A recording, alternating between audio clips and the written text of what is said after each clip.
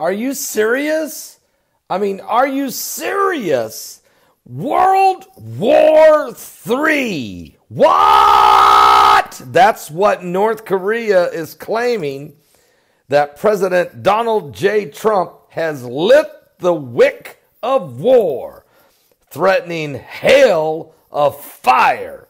North Korea's foreign minister has accused President Donald J. Trump of lighting the wick of war with his repeated insults and threats amid the growing World War III fears. Matter of fact, Ri Yong-ho, the North Korean foreign minister, hit out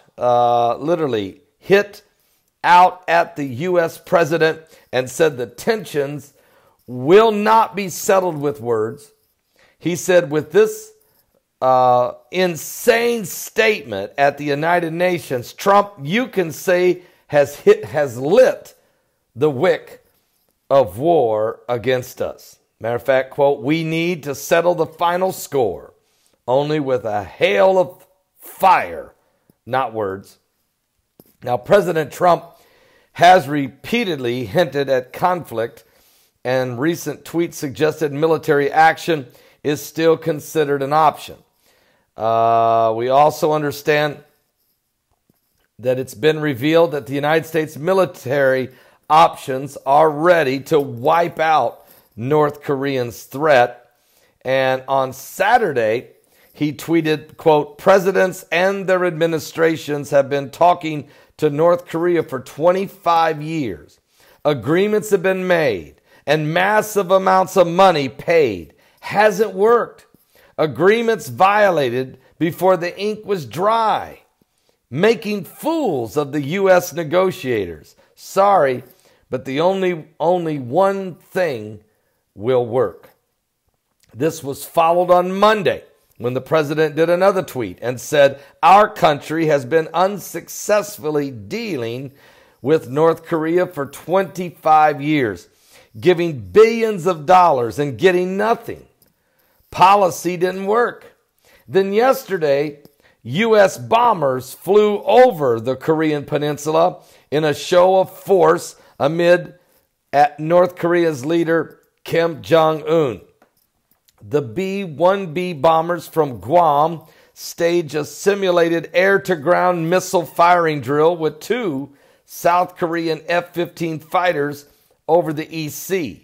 And then Japan also sent 2 military aircraft as tensions mount in the region. Earlier this week, Russia's foreign minister, Sergei Lavrov, waded into the crisis and told his U.S. counterpart, Rex Tillerson, the Secretary of State, the escalation of tensions on the Korean Peninsula is unacceptable.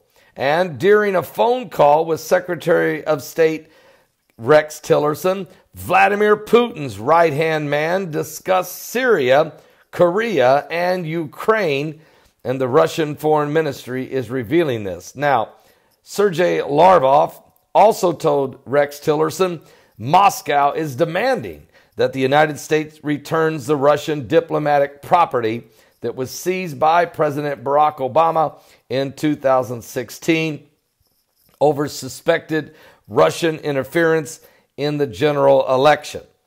The pair's phone call came just hours after Donald Trump, most senior general, told the U.S. Army to stand ready for war with North Korea.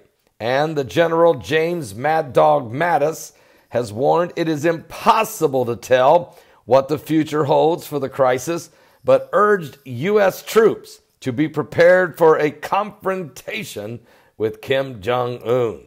He said that while Mr. Trump is committed to finding diplomatic solutions, the United States Army must stand by ready to fight. General Mattis also said, quote, it is right now a diplomacy-led economic sanction, but he stressed that the efforts to try to turn North Korea off its path, folks, it's not working. And now, what does the future hold? Neither you nor I can say. So there is one thing the U.S. Army can do: stand by and be ready. And that is, you have got to be ready to ensure that we have military options that our president can employ if he needs to. So folks, here we are. The wick of war has been lit, and we're on the brink of World War III, the South Asian Armageddon. Are you ready? Jesus said in the last days that false Christ and false prophets shall rise, and they shall deceive many, and ye shall hear of wars and rumors of wars. See that you be not troubled, for all these things must come to pass, but the end is not yet. Give your life to Jesus Christ. We're at the end of days.